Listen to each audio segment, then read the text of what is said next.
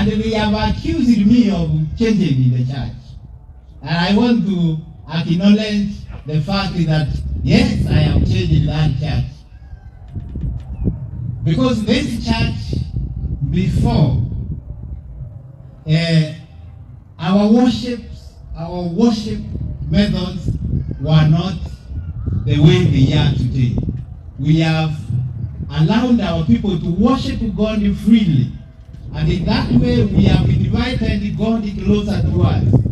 And this is why we have hottened the trend that was there before. Young people running away from our churches, they are now coming into our churches. This is why you have seen we have better singers in our churches.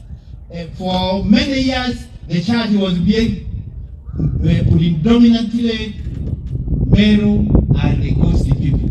And what there was, many people thought that Meru people never knew how to sing. But today you cannot differentiate the singing of a Meru person and any other part of the country or even Africa. So this is the change that we have brought to our church.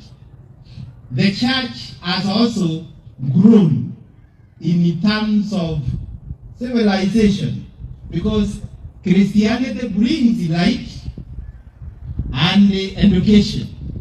So we have more people who are educated in many areas because we have improved our teaching, our preaching, and this does not actually grow people spiritually only. It also grows them economically. And that's why you see many beautiful faces here.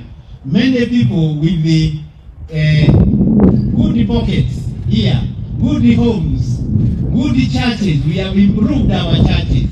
We have improved even the way our ministers would look.